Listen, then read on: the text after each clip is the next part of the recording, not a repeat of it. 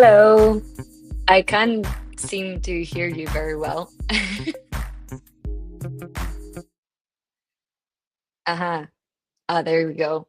I was still hearing the music. I was about to just start vibing to it. I was like,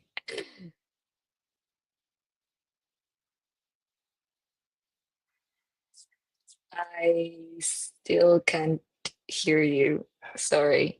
I can't hear music, but I can't hear you either.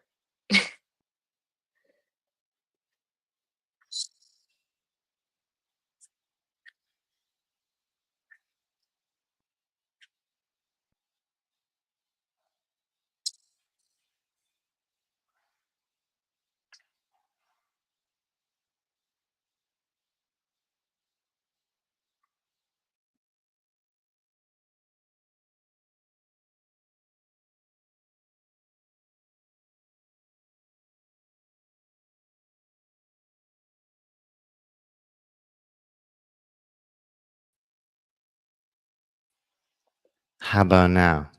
Yeah, that's good. Yes. Wow, that was a fast tech fix. It was it was just a switch on the microphone. Boom. Easy one. Fair enough. It's okay. Yeah, so honestly, I'm really excited to chat today with you, Bets, especially around developer community elements. So I'm Dan. I'm the CEO, co-founder at CoUnity, and in this like podcast series, we bring on different guests. Um, for like just their different experiences, different companies, and things like this to talk a lot about just the general concept of community. But we also like to dig into different things that you guys have going on. And yeah, it's always just a really fun, laid back conversation. I'll share a tool, I'll share a framework, and we're gonna have just a good time hanging out here together. So, first off, I'd love you to give yourself a little bit of an intro. Who is Bets? Tell me more. Um, I would say I'm a little bit of a wild card at this point. I think this happens to a lot of people working crypto, but more on the technical side. So right now I'm working as a head of DevRel at Myosin, and because we're an agency, it means that I get to touch on a bunch of different projects. But in the past, I've mainly been just a developer or a design engineer, working at startups around the Web3 space. So just building it with Ethereum, building with Rust. Rust-based blockchains, and it's been extremely fun. And before that, I was doing research on zero knowledge proofs and like data privacy at Imperial College. So that was super technical and realized that it wasn't too much for me and I wanted to build.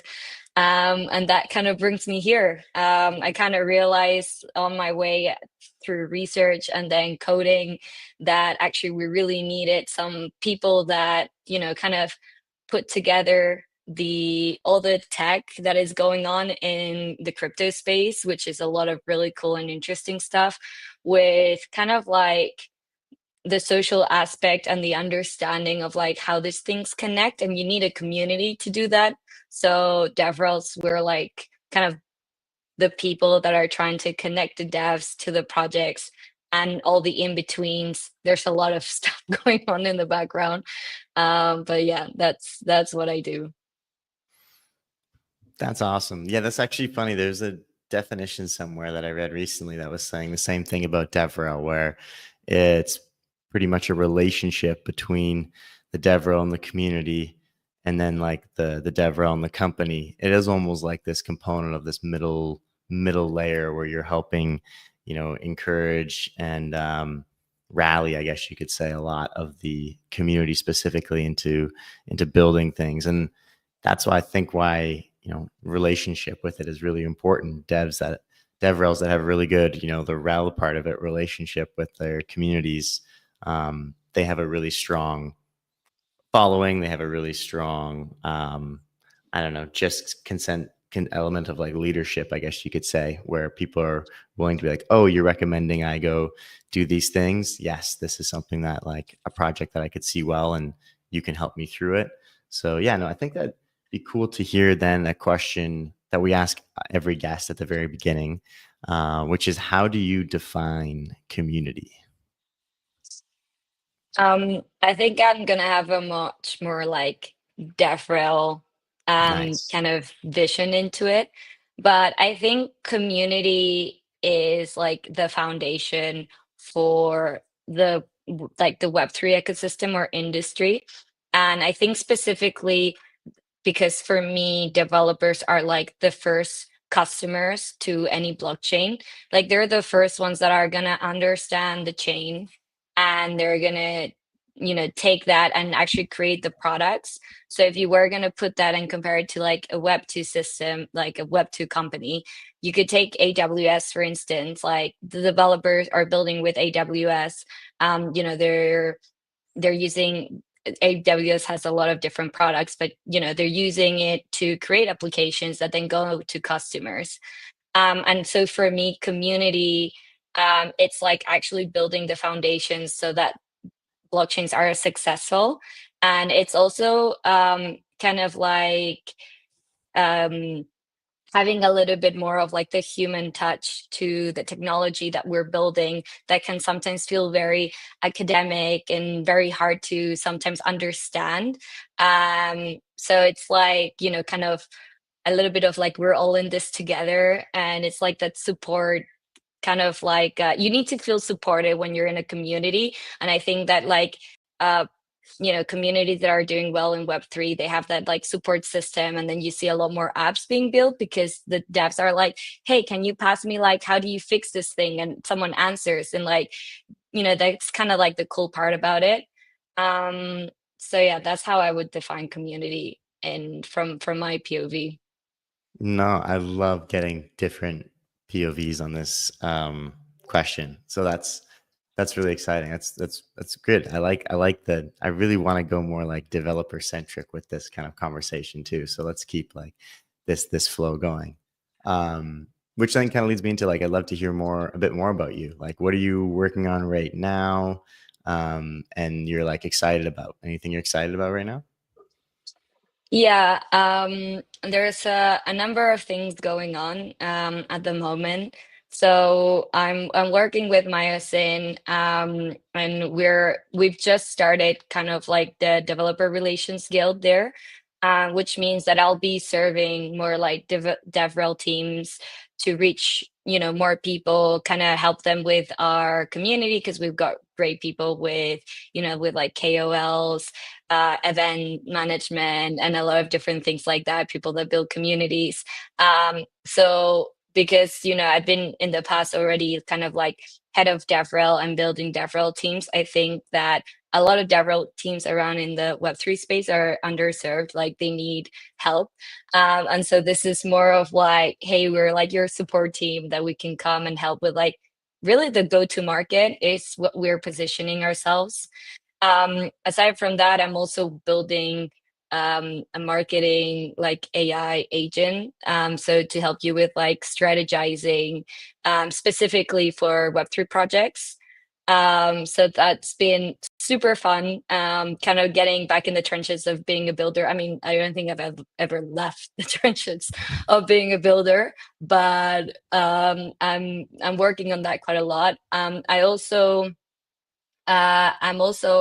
on like the New York Grants program, building with them, which has been super interesting, and we'd love to talk about it because I would say is it's a good example of people that kind of have rebranded because now they're AI. They used to be more in data privacy and in other things before. But I think their community for grants is actually pretty well organized. So that could be an interesting point to talk about. So those are the three main things I'm working on, and it's already a lot. So yeah. Sweet. Yeah, we should loop back into yeah, Stellar, what you're working on, and obviously Myosin fan and stuff also in there. So I guess I would really be curious to a little bit of story time. Everyone has a very unique story getting into Web3. There was no university. There wasn't really like, something that I don't know. Everyone just has a different element that caught their attention, whether it was trading, whether it was trying to make money, whether it was trying just seeing someone else bring them in, and pill them on everything. Yeah, What is your story? How did you get in? yeah. This is gonna sound like super nice, but, but I mean, I was at university when I got into Web3. But it's because my family's from Venezuela originally. I'm actually in Venezuela right now. But around the time, like around 2017, I mean, there's been a lot of problems in the country for a long time, but there was a massive exodus of people leaving the country without like any paperwork, like no passports, no IDs, leaving everything behind. And they were, going to the bordering countries like Brazil or Colombia. And, they ended up in a lot of like difficult positions of almost like slavery almost kind of work and things like that, just because they didn't have any papers or anything like that. And there was a confusion between the people who were part of gangs and really terrible people with people who were just hardworking, trying to flee the country because it was extremely unsafe. There was hunger, there was a lot of different things.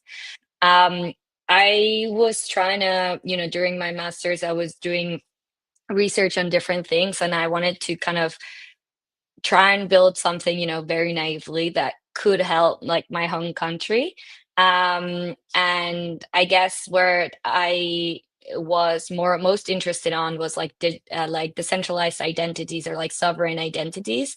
And that's how I got into Web3, because I was like looking into what was like the best infrastructure to make that work. And it's blockchain. Basically, there's no other way of making like a self-sovereign identity or like an identity that is like r- kind of, built by the people, stays like immutable. You can kind of show who you are. I think at the time, like, that's when I kind of got into like doing research on zero knowledge proofs, because like you could create like a proof of like, someone had owned something, someone had, done like a university degree or whatever it is. Um, it was really slow at the time. There was a lot of research still being done in this space, and it wasn't like, we didn't have like CK or like CK being like a tag word everywhere. But it was super fun, and it was like a great insight to start. Um, so yeah, that's why I'm saying like it sounds super nice. Like, oh, I went, like the true way. But I think that's why I kind of stayed in the infrastructure space, which is good. Because I just kind of really believed like, hey, this is a way that we can actually build some incredible things for like, we don't realize this on like governments in Europe or the US, because a lot of things work. There's a lot of complaints, but most things work. Like you have a currency that doesn't devalue from the morning to the evening like it does here. Or like, you normally can use your passport to travel around without like any issues of like being, persecuted or anything like that. So, in Venezuela, there's been a lot of problems where, like, for example, even for just changing currency and all that, blockchain makes a lot of sense. In fact, you can pay with blockchain. A lot of people know about USDT. It's a normal thing that people use like on their everyday lives. So yeah, I think it's just interesting, but that's my story. No, that's really fascinating that it is something where, you know, you actually pulled in from like a really real world, use case and like component of seeing things in everyday life with it. And then I guess getting into that like element initially with the infrastructure side of things, and then your path to like DevRel. Like, tell me like a little bit more maybe about like how did you realize what you were kind of becoming was actually a DevRel? Was it something that was you weren't really like right away like I'm going to be a DevRel and what do I need to do to be a DevRel, or did all of a sudden you just realize the things that you're already doing are kind of what a DevRel does? Like, tell me a little bit about that journey. Yeah. I think I only got to know like the term DevRel like a year and a half ago or so, if being fully honest. But I think I've been doing DevRel related things for a long time. My uni was only like it's only like engineering based, and I got into our kind of like a university committee, and I was their events manager. But because it's an engineering uni, all of the events were like organizing hackathons, making sure that, for example, our like hack space was well served with 3D printers, or like I don't know, like creating introductory like sessions to our. So this was very like mechanical engineering based kind of stuff. So it was like introduction to like woodworking and like introduction to metalworking, and this is just DevRel basically, but events manager at a university kind of thing. And that was like my first intro to it. And I just did it because it was super fun for me to organize these things. And like people would come to me and be like, oh, can we do like cake and chats? Like, and I was like, yeah, we can do that. And that's just building community. Like that's just like getting like your first year students to know the third year students so that they can help them out with other things. So I think that was like my first taste on DevRel. Then I actually, after uni and when I started working, I was helping out a lot of new like school kids like in their last year of school getting into university. What I would do was like literally running like little events where they can understand how to create a portfolio for university and little things like that. Then I started writing content, like technical content for fun, or was part of Discord communities and in DevDAO, for example, and would just like help people out and be like, here is, oh, you don't know how to, this command for, I don't know, something that you want to run. Like I've done this before. You can use this. Um, so I've done a lot of like little things here and there, or I love being part, like talking on YouTube, or like being invited to small podcasts here and there, being part of like helping out at hackathons when I was living in London, not just going to them.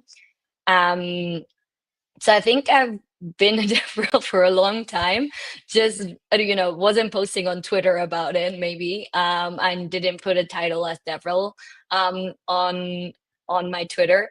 But because my main role was being a full stack software engineer, and I was doing like cross margining systems at the time and things like that, which was super fun. But it was fun. It doesn't sound that I fun, was but it like, was that fun. sounds so fun. Yeah, yeah. Yeah, I'm also a yapper, and I think that really helps. As you can see, like if I don't get stopped, I could yap for like an hour nonstop. Yeah, actually, I pulled a few tweets that was like, oh, these are nice little kind of spicy takes from bets. I was like, this could be fun to pull up on the podcast. um, and I really see your point with a lot of it as well. There's like two similar ones in the same vein about um if you're like hiring timelines not for talent, like this whole component of not as much ability on the shipping basically, and more DevRel people who just have like large followings, and like how it's just and yeah, it's like DevRel gigs are what 400K plus bonuses, tokens, perks, but you have to tweet 20 times a week and just believe in vibes. And I think it's really interesting how like, I mean, that was obviously like the satirical, oh no, we lost you. uh Venezuelan Wi-Fi potentially popping out. Um, we could keep roasting her tweets while she's not with us. No, I'm just kidding. uh, but yeah, maybe. Oh, she's back, and there we go. Oh, Oops. Okay, Tommy, you got it. I There sorry, we that go. was my fault. But this is what happens like when you're in Caracas and the Wi-Fi comes and goes. Supposedly I have really good Wi-Fi. I've got Starlink here, but sometimes, Oh, it I've goes had the off. same thing with Starlink actually. Really? Oh. Because I actually used it for a long time when I was driving across the US in this crypto sponsored GM bus. um, Nice. and sometimes there's little small gaps in the satellites, and then you'll lose your connection, and then it comes back again. So I was sometimes on meetings, I'd be like, if I pop out, it's because of Starlink. So that's good. So That's now we good to know. know. Now we Yeah. know. Now we know. And it was right in the middle of me kind of just like pulling up your tweet and talking about your tweets, and you were just like, I'm out of here. Yeah, I'm like, right. Time to be like, oh, it's Starlink. Like, whoa. Yeah. Yeah. But yeah, I don't know if you kind of caught that general vein. There was just like the two tweets there, a little bit about the satirical DevRel dream job element and how massive it is with what it encompasses, but then also just how it seems like there's a little bit less focus from the overall industry on real shipping elements versus just like the vanity side of things with like followers and stuff. Yeah. Like, what do you think? Expand on Yeah. them. I think like a following is always good. I think it helps reach a larger number of people, and for that reason, like, your message can, like, if you're actually really posting some interesting content and something that is helpful, like, it's great. But I think that there are a lot of people that shit post on Twitter, and that's fine. It's their way of, showing their, kind of like growing on Twitter and talking about different things. And it's part of the crypto essence, like essence. Like it's a lot of a meme community in general, and it's like, let's laugh about these things. But for me, where sometimes I am on the trenches and I'm trying to build products, sometimes it's like, okay, there's like, a bunch of people in this team that are like almost just like tweeting. And even as a devrel, sometimes I was like, why don't you just tweet more? And I was like, why don't we just get the docs to work first and then we tweet about it? And so I think it's a double-edged sword. Like, I might say something slightly controversial, but I think a great example of this is like the popularity of Kaito and Yaps. Because, like, everyone's talking about yapping, and I love the word yapping and stuff, and like there's nothing wrong about it, and people are growing their communities and getting paid for it, which, I'm supportive of. But like, I think we're now crowded with so many silly stuff. Like, I go on my Twitter, and every day I like, it just takes me 5 tweets to see what the trend is, whether it's like Sydney Sweeney or whether it's like salary posts. Like, that was like last week, for example, just giving 2 examples. And I don't spend more than maybe 10 minutes on Twitter sometimes, and I know I should post more often, but I really like to ship. And I think it was like Greg Isenberg, which I quite like his takes. He was like talking about how you either get the guys with like a large following, or you get the people that ship, and they both are doing super well. It's the people in the middle that are like not quite in each side. They're talking about doing stuff, but they're not doing that. It's like, you know, the the bell of the curve. So that's yeah, that's why I sometimes get annoyed about people just chatting and not shipping. There's so much to do on developer experience, which is part of like building community with developers, that I'm like, why are we posting about memes instead instead of like actually building, support for these people that actually want to build on our ecosystems. So yeah, Yeah. that was a No, little it's rant. we actually I've sometimes gone down a very similar rant vein when it comes to my take on it as well, like the attention economy. There's just a lot of, you're incentivized to create the content. So then when the incentive layer is there for you to create the content, like how really, deeply rooted or how much like are you really intrinsically kind of motivated, then you're not really that connected to these projects and brands. You're doing it for like more of the incentive, and it changes the way that the output of the content looks like. And that's why Mm, you just get more of this like kind of content wheel and content slop and AI slop and like all this stuff yeah. kind of coming in a lot, right? versus what we're like really trying to build, on Code Unity side is like the retention economy. Like, how do we build more loyalty? How do we build connection to like brands and companies?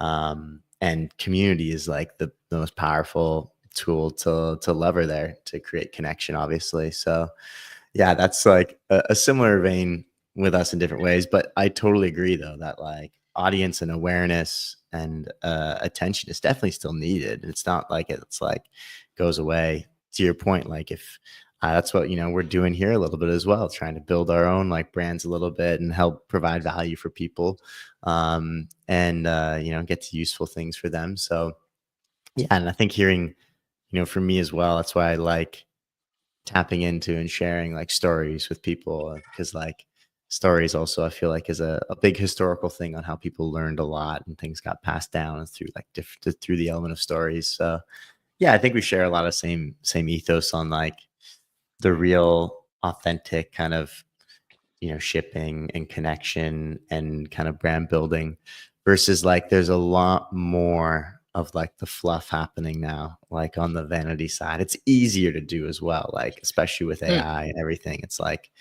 easier to be fairly visible and talk a lot versus like, walking the walk is like, I mean, walking the walk is also getting easier, which maybe is an interesting little segue into like, you know, what's your thoughts? How have things changed when it comes to like the prompting world and all these different tools with AI? How are you leveraging AI? Is there any specific AI tools that are like a daily thing for you, or any new ones that stand out for you? Oh, we may be in a Starlink gap. Just see the frozen image.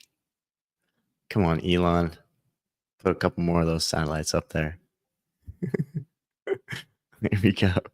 I did hear that question. So I actually just left to think about it and come back. Okay, I see, I see. Nice. Um, so I think that this is a great point, because I think specifically for DevRel as well, AI is going to superpower all these teams that I think, as I was saying earlier, are a bit underserved in general. Um, and I think, I mean, there are so many tools out there being built already in the Web 2 space that we can already integrate and use in the Web 3 space.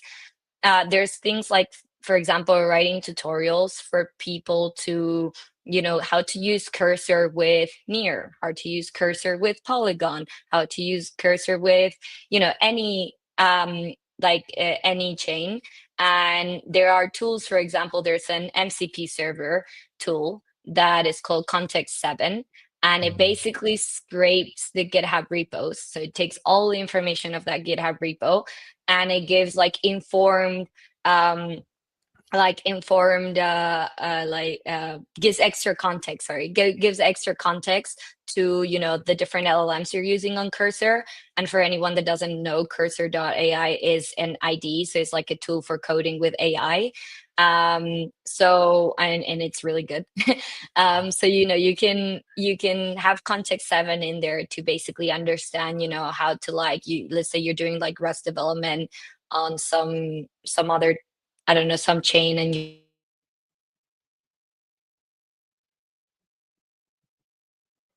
Oh, we're in another satellite gap, but this is really good stuff. So we're just leaving you on your toes here, just like, what does this Context 7 do? Tell me more. uh, she actually shared the Context 7 with me, um, when we were chatting in Cannes at the Myosin House, as like one of her favorite tools. And it's good to hear that it's obviously still pretty present. Um, yeah, I haven't messed around too much with Cursor yet. I always have been tempted to like get into starting to mess around with coding, but haven't fully jumped in. Oh, I think we're back. You want to put her up there, Tommy? yeah, there we go. There Yeah, we that go. is like frustrating. I was getting really kind of really into the weeds of explaining what it was and how it I works. know. Um, Context 7, what is it? We're on the edge of the cliff.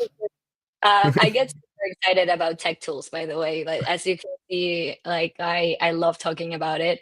But yeah, the whole thing is that like it's super easy. Like you can they can just put it on their docs. Let's say there's a hackathon and there's some kind of like, oh, you should use this and this GitHub repos for it. Then they can be like, they're already uploaded on Context 7. Just put it on your cursor, and then people can have much better understanding on their IDE directly on how to use these tools instead of having 6 7 engineers on a, let's say it's a big hackathon, helping out people explain things, right? They can just have it directly on their laptops and talk with this agent that has much better understanding of how that GitHub repo works. So that's great. It really helps having like AI agents on your docs so that you can go like one click, find out about where some command is or anything like that.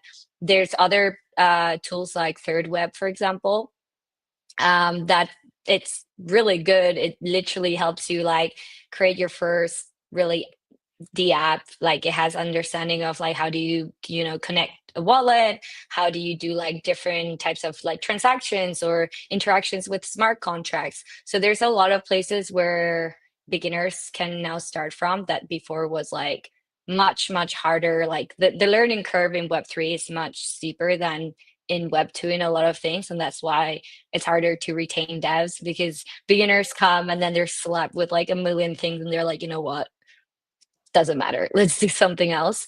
So yeah, I think AI is really changing how we onboard people into Web3, and the chains that don't kind of keep this in mind, um, like when they're building all their docs and everything, I think they're definitely gonna be left behind.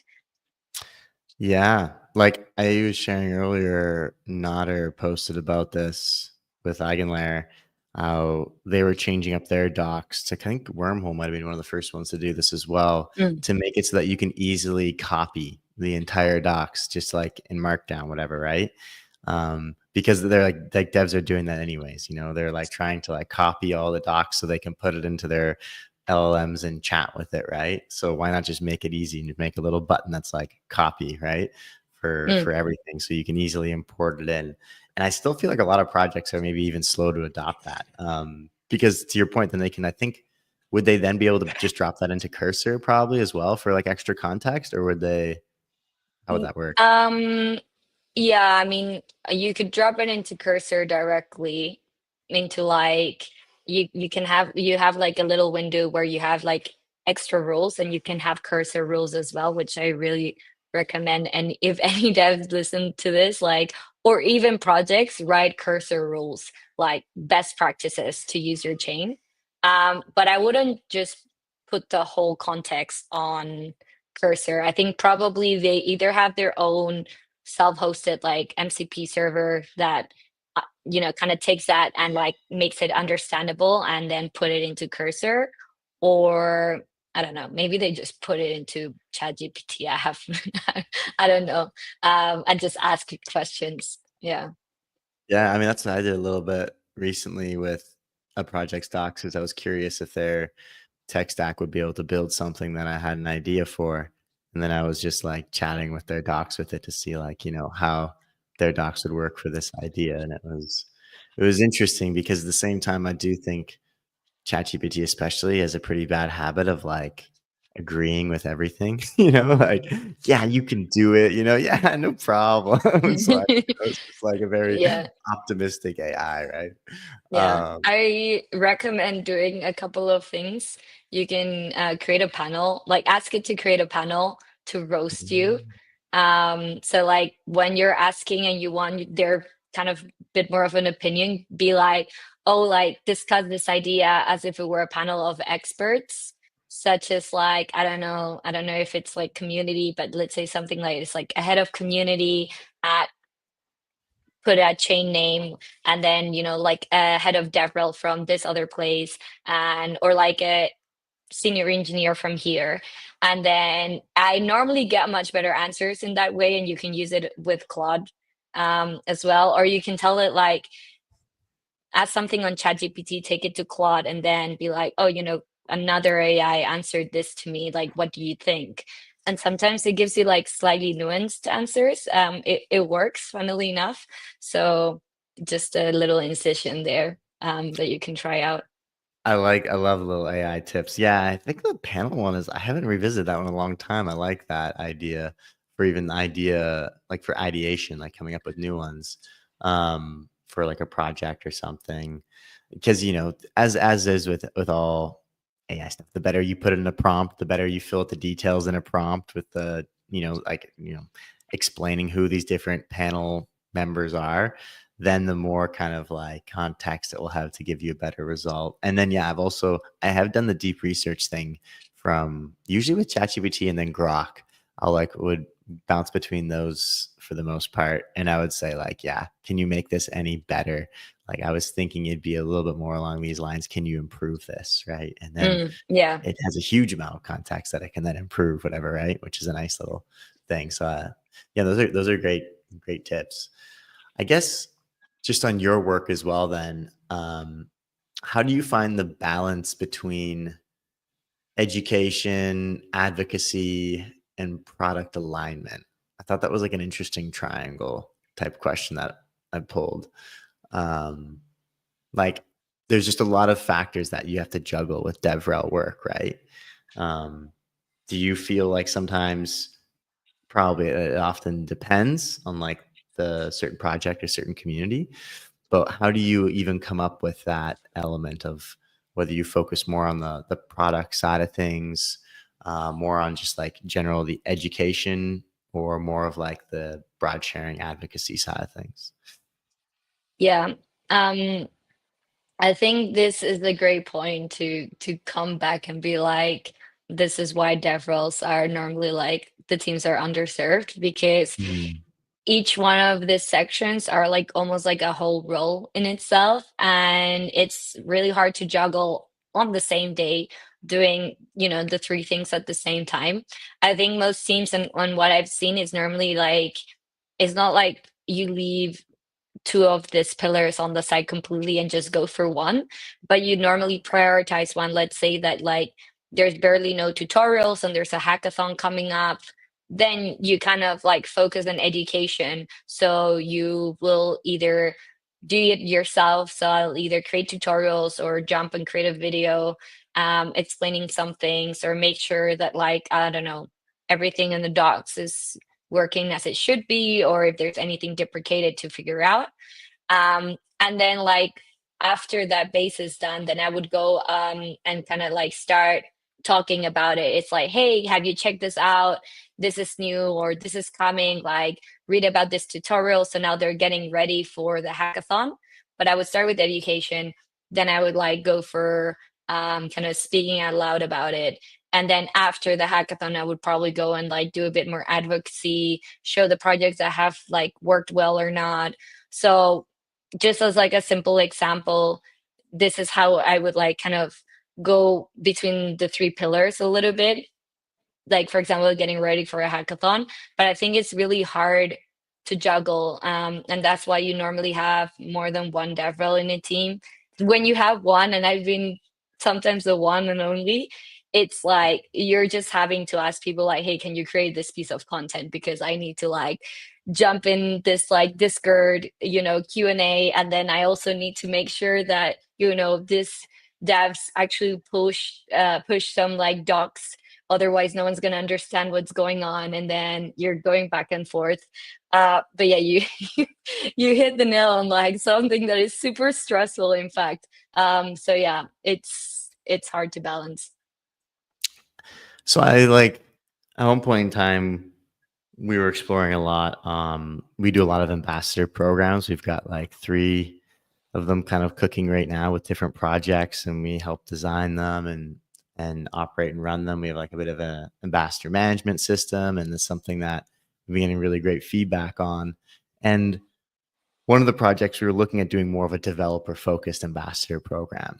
And I'm really curious to get your takes as well. I did a bunch of research back when that conversation was going on. This was about a year ago. And I found this actually they're like a company called Advoku, which is a bit of like a Web2 platform, but they had a developer advocacy canvas, which just is the framework I want to share.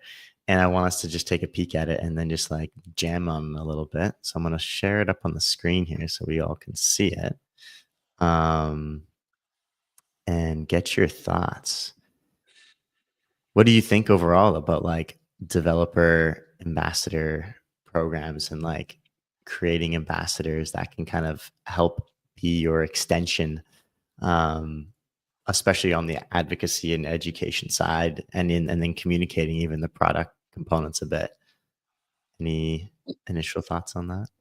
Yeah, I think it obviously definitely helps. I think specifically, one of the things that I've seen, and I think we hit on it when we were talking about like, people yapping versus like creating a community where people are really engaged. I think this is kind of part of the latter to like keep a community a lot more engaged. You have that, that person that is in the community but can speak for the developers where, if they have any issues, if they have any questions, it's not like you need to wait for a developer or like an infrastructure engineer to come in and answer. They're just there, they're snappy, they're like, oh, I can even just jump with you on a call. They can find people that might be good to actually give them a grant as well and like incentivize them to be given a grant. So I think for sure it's extremely helpful and it helps giving that. I think people really like the IRL aspect in the Web3 community because most people are just online. So at least having someone that can jump on calls, be in the community, and activating that, aside of just like someone posting on Twitter, really, really helps. Yeah. No, that's I think that's like it's such a superpower that I feel these things can be tapped into. And it's just so helpful when you have the community start to rally and support you in those ways. That's where the community ROI kind of comes from, which is always a tricky one to try and chase and showcase. But yeah, I guess like, so this canvas, I always think like certain frameworks or canvases are always helpful or important. So this was with the element of building like your own developer advocacy program, right? Um, and the six main steps to it are like why, like what are the company's main business goals? What's the mission behind the DevRel work itself? Then it's like about who are the developers we're serving? What type of relationship do we want to build? I think this also changes quite a bit with obviously, are they AI savvy? Are they not? Like, what's the industry? Then the value prop, like, what are we offering these developers? Are there grants? Are there bounties for them? And what problems are we solving? Like, maybe there's things that they just like you with Venezuela and the DIDs. Like, there's something that just feels inherently important from a mission perspective. And then that can be like a value prop element. And then like what tactics, channels, activities are we going to use to deliver the value prop? And then the last two are like, what are the resources, what people, time, tools are needed to help support it? And then the last one is like, what are the KPIs? How do we connect this program, this component to business success? Which I think I've actually seen we talked about this a little bit at one point as well when it comes to like, how do you connect? We were talking at the Myosin House about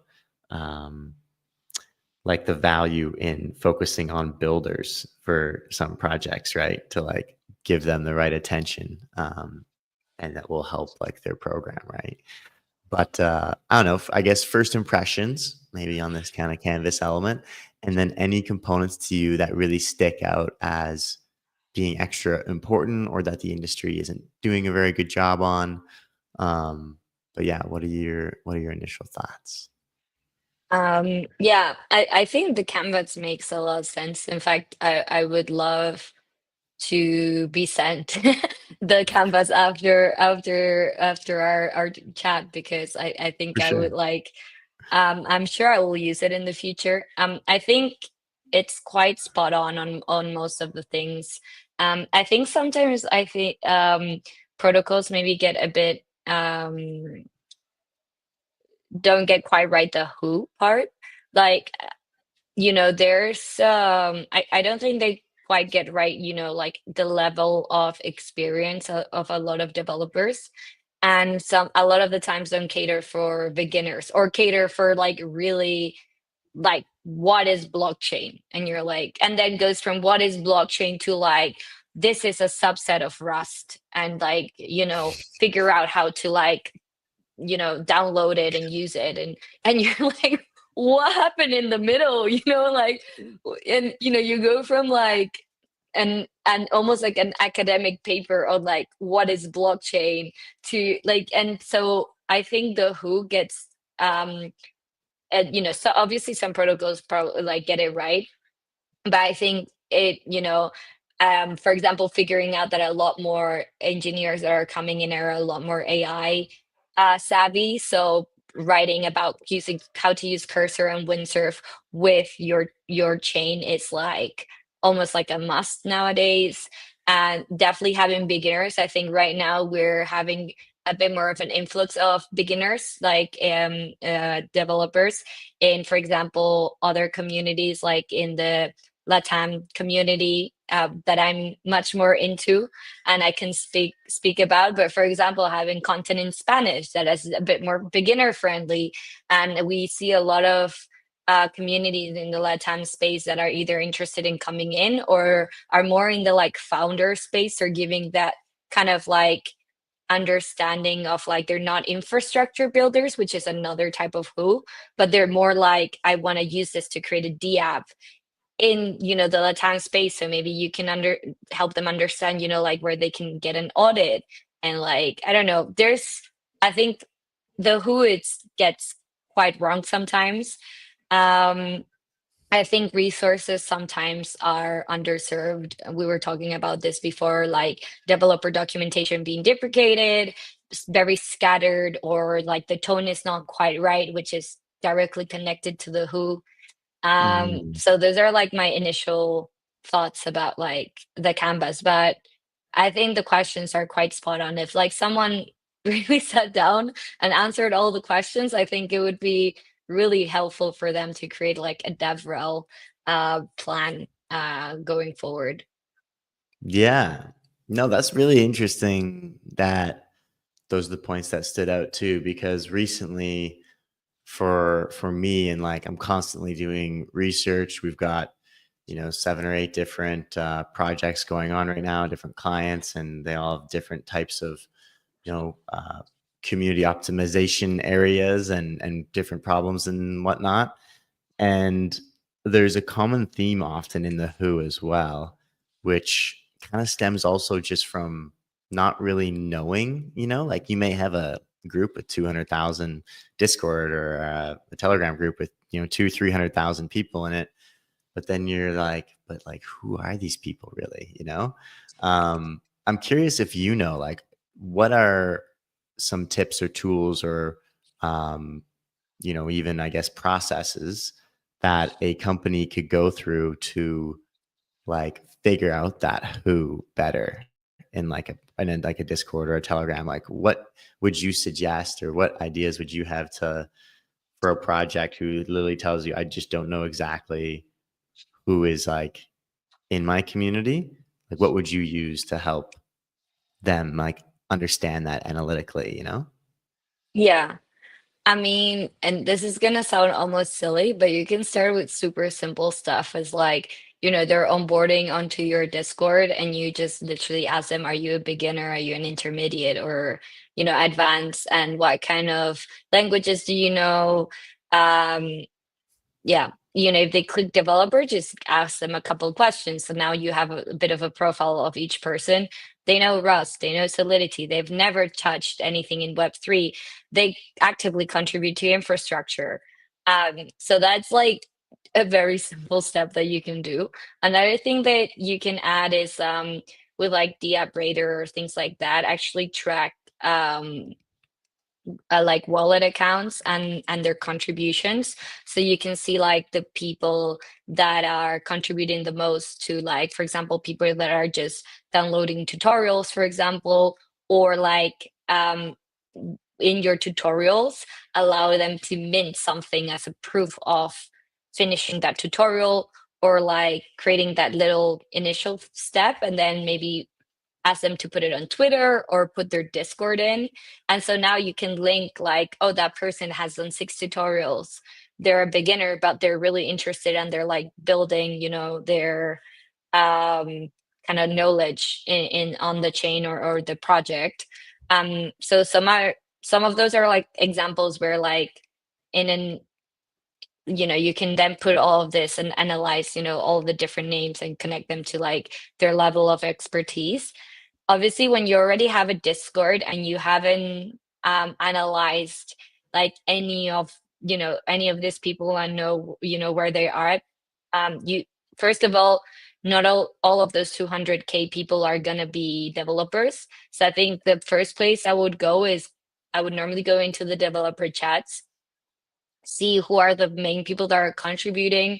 It might be a bit more of a manual process at the start, but like then you go and directly ask them if they're contributing. Ask them, hey, like, who are other people that normally contribute? Like if I'm just super new to the Discord and I don't know, like I'm new to the project, I'm figuring all these things out. It's literally the one-to-one chats. You can add a Discord bot and then start getting all this insights yourself, so you can see new people coming in and then ask them to be tagged as beginners or not. And then yeah, just those are all the little things that I normally do or recommend doing. Nice. Yeah, there's definitely a lot there that we've thought a bit about. Sometimes we have strolled in some projects where like self-selecting roles, people just love to select all of them. It's like Yeah, yeah, multi-select, and they're like, yeah, I'm a developer. I've like, did a little bit of code, and then they get into those spaces, and then it's like, vetting then the quality component. So we've mhm, been exploring with building some things around that. That was kind of slightly related to me doing some prompting on other docs and tech stack things to look at building tooling and infra that helps us with what we do. But yeah, no, I really love hearing other people's ideas and thoughts first on how you approach these different types of common issues in the space. And it's interesting to hear from your side too that the who is a very important element. And there's another actually separate canvas that has like 17 themes to it. And the first core theme that it also prioritizes and starts with is identity. It's like the who, and then it's experiences, and then it's structure. So it's like for general community elements, it's like really dialing in the persona element of who you're like building this for, then moving to what are the experiences that support this, and like the programming component to it, like what you'll actually do together, and then the structure being the third component of where you're actually hosting this, whether it's Telegram or Discord or a custom web platform or something, right? But still just like dialing in on like multiple different people and frameworks and these elements of like what we hear from people working well is always starting, and it makes a lot of sense with who you're actually targeting and what their actual identity is, right? So um yeah, I agree with a lot of what you said there. um yeah. cool. I'm gonna pop this back off now. I can add something else to when you said like you Yeah. don't know if someone is being coding or not. You can ask to add their GitHub and see how many contributions they've done in the last year. And if they've done 3, you're like, okay, well, unless you're working on all private, private repositories that maybe might not show, like you have never contributed to a Web3 project and you're like a senior engineer. Um, but yeah, anyway, that Yeah. would be silly. You'd be like, no, you're not. And then like takes you to the beginner dev chat and you're like, ooh, I don't know. That's a question that, like, But I'm curious because, like, hypothetically, if someone was designing something where they wanted to vet, you know, a segregated area for developers, how would you draw the line or make a cutoff for a developer? Because the other thing too is, I mean, I have a GitHub. I wouldn't really call myself a developer, but also like, bots and other things, it's easy for them to spin up a GitHub account and then just put in like a GitHub account link. What kind of like metrics within GitHub would you say are important? Like, for example, would you say if they've done over, 20 commits or 50 commits, or maybe like lines of code, or like how old it is? Like if it's older than 6 months, then there may be like I don't know, of these different things. Like what would you say when you analyze, as like from a DevRel angle, a GitHub account? What do you see as like a quality developer versus like a beginner? I'm curious. Yeah, I mean, if the account is less than 6 months old, I would guess it's definitely a beginner, even just like a year, um, even just 2 years. I mean, if they haven't used GitHub in the last 2 years, it could be a beginner. It's just nothing bad, but it would probably be a beginner. I think other things to see is like, I think even 50 commits, unless like, for example, you can check if they're working for a specific organization, for example, or they can say, I'm working for, I don't know, Google or something. And that means that they can't show the contributions on their own GitHub board sometimes. Um, so like, saying like, oh, 50 contributions is too low. Obviously, I do a lot of open source work, so obviously my repo has a lot of contributions, like over 300 a year or so. So like that's like at least one commit a day. To me, it doesn't sound too bad, but also like I know that's someone that is more intermediate to advanced and working on open source projects. I would say from a GitHub, like, I think I can just tell, like, there's a number of repositories. There's two, or there's like 15, 20. They've been trying different things. They have different languages that they're using. And they have little like in GitHub, you can have like organizations you're working with, you can have badges of contribution, you can have start projects. Like there's a lot of different things that you can check, that maybe have only done 50 contributions in the past year, but they've got like, I don't know, 20 repositories, which means that they've been working on projects in the past at some point. Um, yeah. No, this is really interesting. I those are great tips and things, because I think sometimes for me too, when I'm looking through GitHub from my angle or lens, I'm a little like, trying to figure things out, and it's sometimes fun to just to like drop into different people's GitHub profiles and explore a little bit, and like, oh, interesting. It's like I'm curious, like when you do this, do you ever look at like the different repos and you're like, I wonder what this guy was trying to build? It's just like, or then actually look into some of what they're like coding and try and read more into it a little bit, and like, is that something that you often will do? And then and in that same vein, is that then a flow for you? Like if you were to try and pick, say you're working with a certain project, like the top five, potential developer ambassadors. And I really like, I'm a strong component of like ambassador programs are more successful with the higher quality ambassadors. And oftentimes we found it doesn't make sense to just like open an application for the first like season of the ambassador program. What we really like to do is retroactively look and find through analytics, and through their different contributions to the community, and content, especially, like, oh, this person's like been passionate about this project for a long time, and they've been writing about them on Twitter even like a year ago. And then we kind of invite them to a little bit of like a invite only kind of pilot ambassador program, and we'll start it more tight knit, around like the people who've already been like proto even ambassadors in a certain sense. And then we'll leverage in more of the actual benefits of the program, and then move it to then like an application and more assessing and like open to everybody. That's like a kind of a bit of a flow that will often help operate and execute on.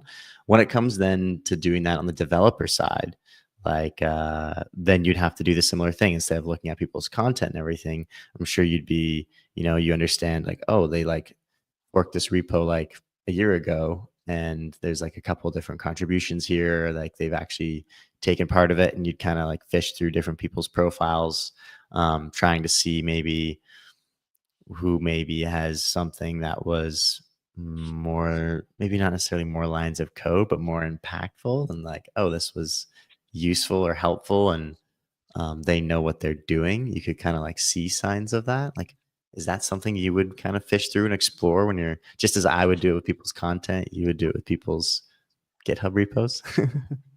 Yeah, actually, this is funny because I would say this even works for builder programs. Because I did the exact same thing for the first builder program that was launching on a chain, which was much smaller. I literally went through DevDAO.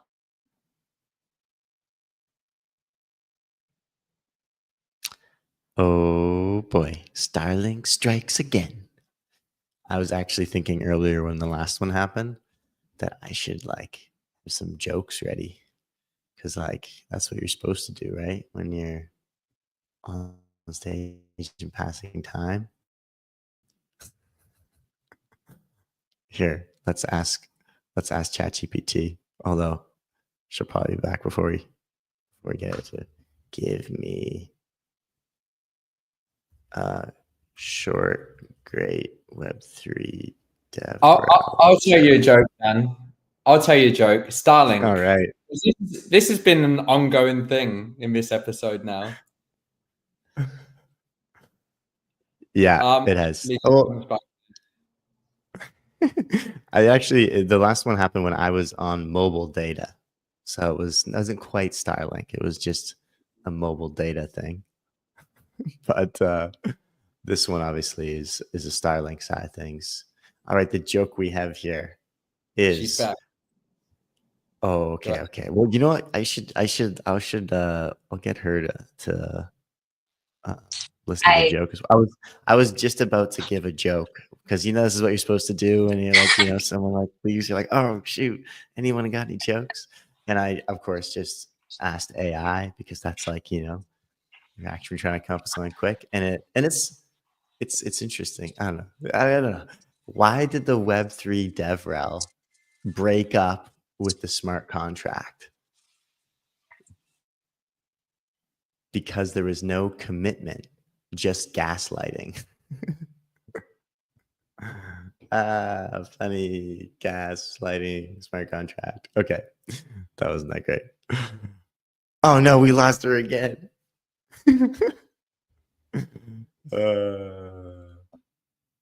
Give me another.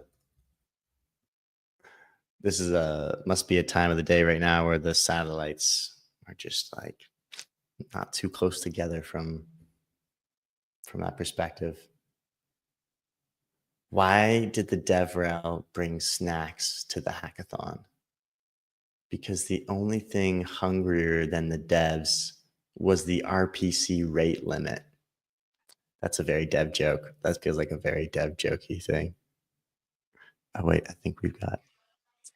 Yeah, I heard both jokes. Hi. Yeah, that was too funny. I just I just died. I had to come back, that was too funny. Anyway, yeah, I'm so sorry about like the technical problems. I'm gonna have to like check it out after this because yeah, apologize for it. It's Um, okay. yeah.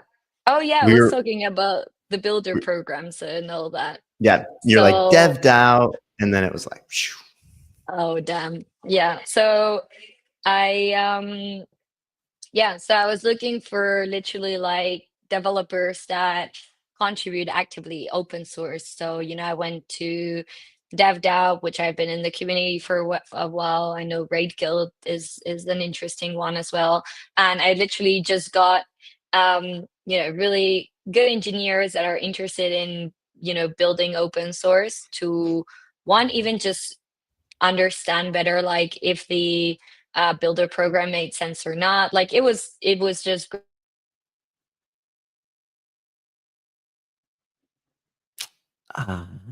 No. This is a bad streak. Well, another one. Why not? Why not?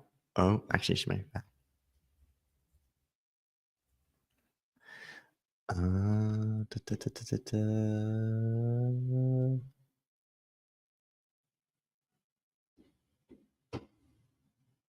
Of course. Here's another one for you. So helpful.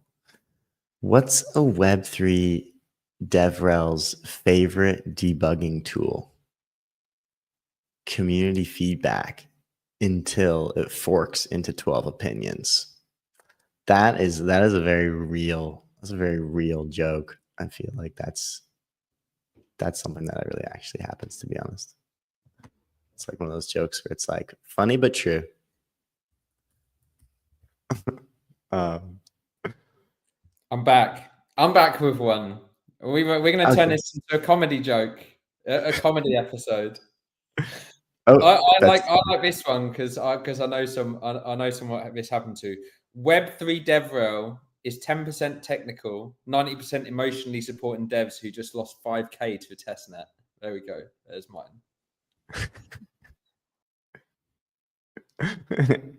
Thanks, Tommy. I love Tommy hopping in here and dropping some jokes. Oh, interesting. Can you see yourself?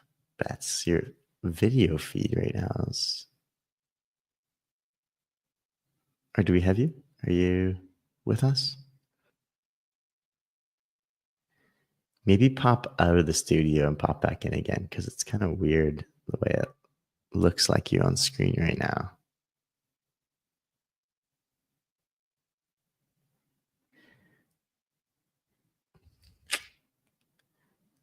Yeah. Why don't Web3 DevRels ever get lost?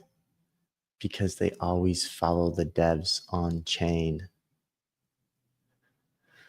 I don't know. Didn't really get me on that one. A little bit weak. Move to Grok. Oh, we got a new location. We have a new location because I feel like I don't know, just trying out things. This location just looks weird because the sun is half of my face. But yeah, this is where I normally work. It's cool lighting. Nice little bookshelf background. Looks good. Mhm. Looks good. Yeah. But Um, yeah, let's jump back in. So DevDAO builder program. Boom. yeah. So I went DevDAO, Raid Guild, and a bunch of other developers that I also knew. Um, and I think it's the same thing with the ambassador program. Is like I would go and talk to some of these people. I either know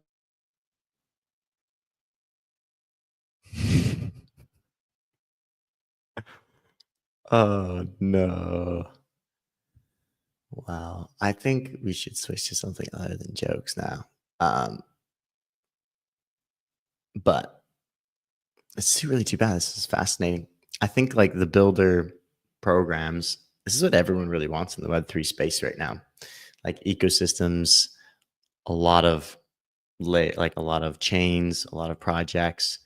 Everyone wants them building, on their tech stack and utilizing their tech stack, because ultimately that's what leads to revenue in the end for these projects as well.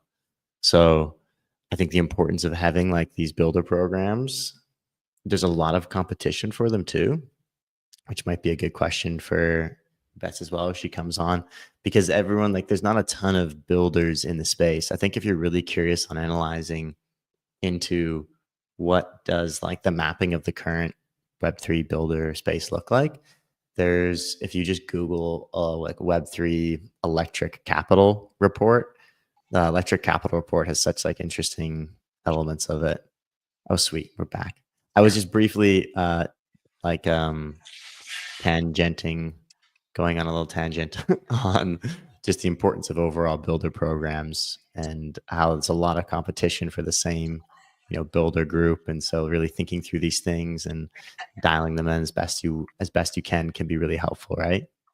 So yeah. Yeah. Yeah, I agree with that. I'm so sorry. It's ended up being a bit chaotic. Um,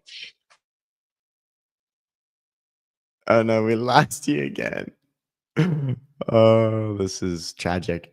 But maybe we'll have to. Maybe we can get. Well, no, we'll do next time she comes on. We'll get a quick wrap to the thoughts. we'll do some rapid fire, and we'll wrap it up. I think. Like clearly, we're in a chunk of time right now. We're already hitting the hour mark pretty much, and clearly the satellites are not beaming the signals as well as they could be. Uh, but what I was talking about briefly before there as well is really interesting. The Electric Capital report. It's got a lot of insights from a demographic perspective from different chains, and it gives you a little bit of a mapping. And they do it every year. They spend a lot of time building it and going through it. I remember I was at a conference. Oh boy, and don't ask me which conference because they really all start to blend after a long time.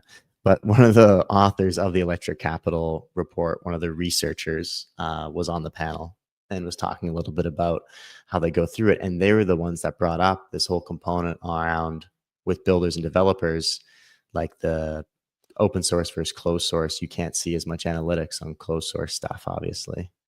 Bets are back again. So Hello. I think the plan is like, let's like, give us the wrap the thought on this, and then we'll Yeah. do some rapid fire, like just a couple quick questions, like even one word answers, and then we'll wrap it up before we lose the gap in signal.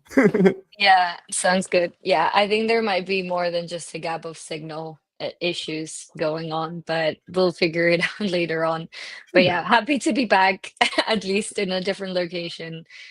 So yeah, just to quickly wrap up, yes, I would look into their profiles, and obviously do a quick interview. I like at least try and chat with them on Telegram, maybe do a little Google Meets and understand whether they're like a bit charismatic. I think that's really important for Ambassador. Because they need to be technical, understand Web3 and stuff, but they need to be a bit charismatic, and not everyone is. Like, even if they're good at explaining, sometimes it doesn't bring joy to people to want to build it, you know? Mhm. So I think that's an important aspect as well. Yeah, and we often, have to vet that out from a component of getting them on a super quick interview or seeing like a little live video of them or something, right? Versus just like a text form, because that can all be done with like AI, whatever, right? So yeah, I guess curious questions for you then. On the rapid fire section, what would be one word to describe DevRel? Um, Go to market. That's 3 words. But GTM. yeah, GTM. What's the most underrated tool for developer community? Mm,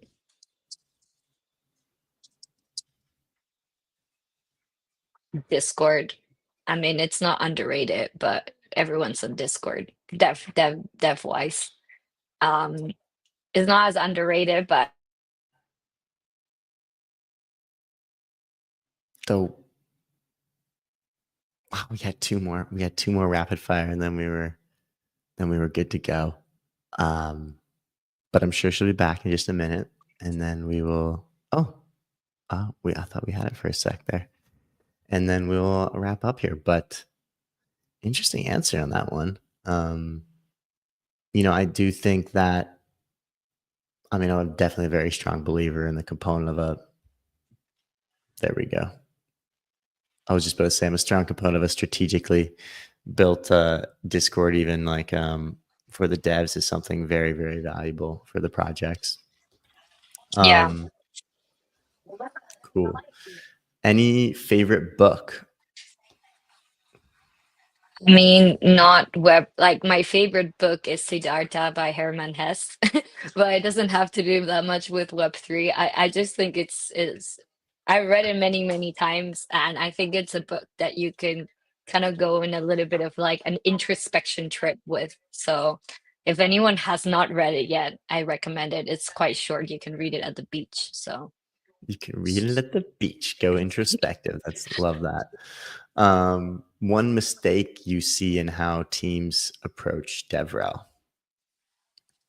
Um, I think they see it as almost like really a nice to have. I think they forget that developers are their main customer, their first customer, and they don't see DevRels as also like their main sales point. So it's like it is like if you realize about a lot of other products that developers are the ones like kind of gonna build that and then have the customers. They have a massive sales teams and technical sales team. DevRels are the same, and I think that thinking is not like it's like DevRel is almost like build like a technical dev like Twitter community and like write technical posts and like make sure like dev docs are good, but it's like all of these things are good because it's the main sales point for your product, which is a chain. So I think that thinking is sometimes incorrect. Love that. And what is like a project in the space that you admire for how well they've been like very community led? Very community led. um I think um I think MVO has a great community, MVO.io. I've recently started using it a lot. This is it's a much more like technical product. And they're basically it's a product to retrieve data, like on-chain data. So it's for like EVM compatible. Oh, well, definitely the next one will be able to wrap it.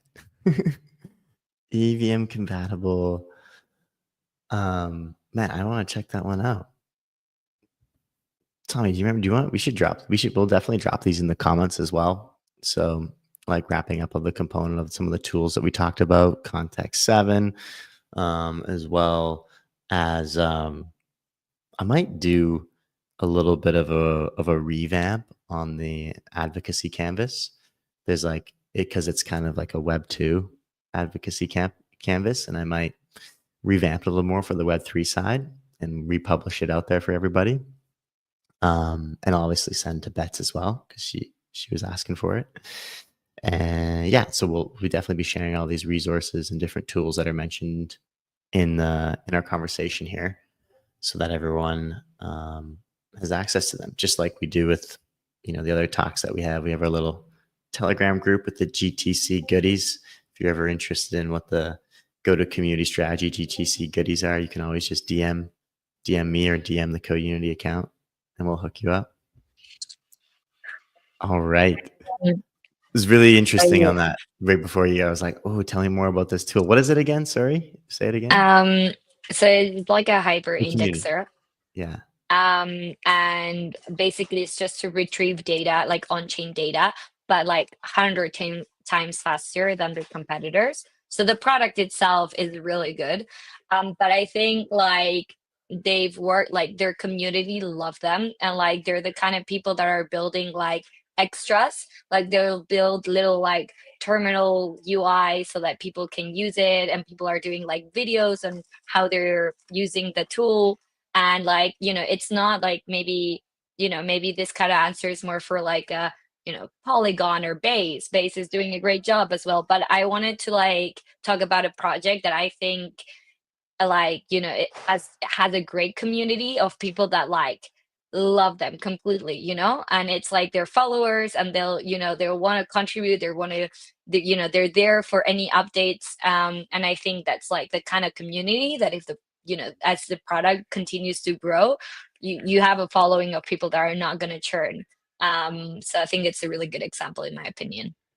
Nice. Very No, thank you. technical as well, so it's on the technical Yeah, product side. totally. Thank you for sharing something unique and not going as basic. That's always helpful to get something a little more flavor, and Yeah. so I really appreciate that. But yeah, I think that's basically a wrap on everything. The final kind of question for you is like, what's your final piece of advice, or what you want to leave everyone with, or any specific kind of insight from the conversation here, as we close? I mean, I think we've touched on a lot of really interesting topics, and I also think we've talked about a lot of different products that are interesting to use at the moment, specifically with AI. So I think from a DevRel standpoint of view, it's like just get acquainted with all of the AI tools that can literally be almost like little interns in a way. I mean, this is for all teams, but specifically when it comes to code, like think about how to integrate it with Claude Code or Cursor and all of these little things to make sure you're helping your community as much as possible and reaching more people with the help of AI. I think is maybe one interesting piece here. And yeah, I think communities are growing in the Web3 space. Like, I don't know, at least for someone that is in the space a lot, I see I see a bit of a DeFi summer. So I'm kind of really happy about it. I see a lot more beginners, like a lot more beginner questions, which is awesome because I'm like, ask more. Like, I want to help more and like, get people onboarded. So I think I'm like quite bullish at the moment of infrastructure being built, not just like some tokens going up, which is good.